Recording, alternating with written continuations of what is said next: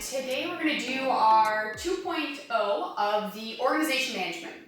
So in the previous tutorial, we talked about, what is an organization, how do I create one, how I can manage it. Today we're going to talk about a tab called groups, and then we're going to talk about players notifications. Now before we just jump into sort of the group part, it's really important that when you're managing groups, you understand how our user permissions work. So just to kind of break down here, we have 3 levels of permissions. The first one is called a super admin, which basically has the highest power. When they log into the system, they see absolutely everything. Most of the time, people who are super admins are part of that master account. They're the ones that are organizing the application. The second level behind that, or underneath that, is called the admin. Now essentially the admin pretty much has the same rights as a super admin, however they cannot override anything he or she has established. The last and final one is called a user. A user is usually your general people who are logging in. They're usually limited, basically they're only publishing content. It's kind of like a what you see is what you get sort of a deal. They're going to be sort of your general users that you, essentially I don't want to say control, but you're sort of, looking out, you're managing and making sure that, what they're doing is, what you want them to do. So that's the overview of permissions. So now we have this thing called groups.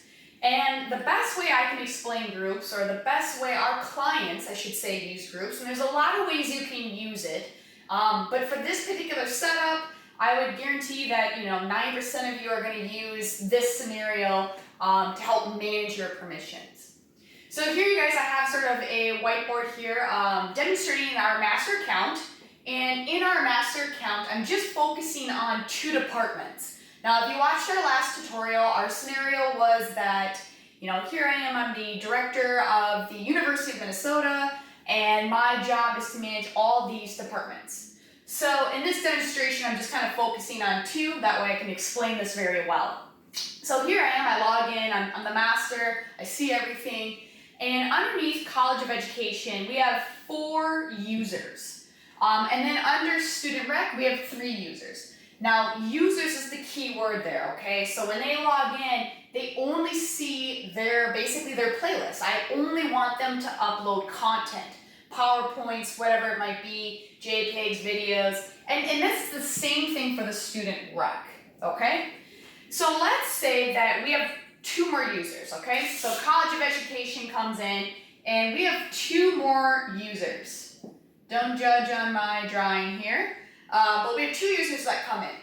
Now, these 2 users are either considered admins, which means they are higher than our general users, or they're super admins. Now, their job is to basically manage or approve their content, okay? So let's kind of deep dive on that scenario. Anytime these users publish content, they publish a JPEG, they upload a video, these 2 new users have to approve it, which means what? They need to get sort of an email, they need to sort of get some sort of information that these people are publishing. Now, when I set this up, what I can do is I can go into each individual user and set these settings up. And those settings, by the way, are you basically need to get approved for your assets. These are considered approvers, so I'll kind of write that down just so we have something to refer to. Approvers. Okay, these people are approving what these people upload. Now, again, to kind of go back where I was going here with my story, these people, every time they upload content, these guys need to approve. And one by one, I can set those permissions, right? But I don't want to have to do that 4 times, I kind of want to set these guys the same permissions just 1 time, and then just kind of be done with it, like kind of basically create a shortcut. That's where the terminology groups comes in. So what you can do is you can create a group. So I'm just going to refer to this group as the color, because this is the color purple, just to kind of keep it simple. But I can create a group called Group Purple.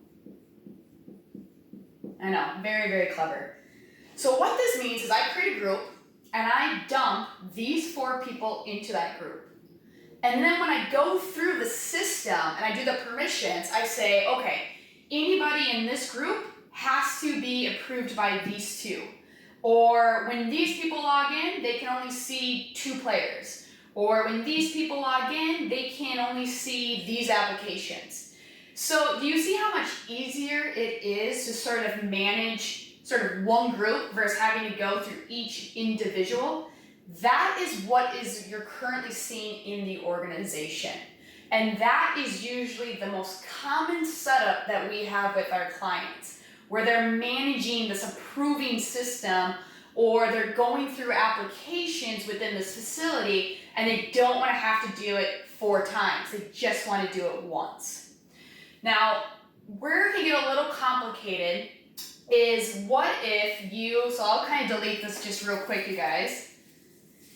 Usually groups too, they stay within their facility, okay? So you would have a group for college of education, you'd have a group for student rec. Where it can get messy, and this is sort of that red flag, like a heads up, is if you create a group, okay? So here, let's go back to our scenario. I'm creating a new group, and I'm just gonna call this, I'm just gonna do G for group. I call this group red. And I dump these 4 people in there. Well, what happens if I accidentally type or dump in this user, right? That could be some issues because this user doesn't have access to the College of Education, right? When this user logs in, they only see the student rec. So what happens now? What happens is when you do this and you type in or you dump this user into this group, they automatically get the same permissions as these guys. They all of a sudden will get access to this facility or to this location. So if you don't want that, be aware of when you're creating groups that when these people that are assigned to it are under this facility. So our last tab here, you guys, is referring to the player notification. So if you log into your CMS and you look into the organization here, you can see that there's a tab called Player Notification. And on the left side, of course, it's going to show all of your individual, again, facilities or locations, departments. And as you can see, we have contact users and then we have groups. Now we have the user, admins, and supers. That's what we talked about earlier in this tutorial, understanding what those groups mean. So again, going back to sort of our whiteboard here, I can slide or I basically give these individual users access to receive offline notifications. Or if I have a group in this facility called Group Red, you would see it down here under groups. I think I'll just jump to one right here. I think the digital signage one has a couple. Okay, so as you can see, here's a very good example. So under Reach Digital Signage, we have these users. Now those users have access to only that facility.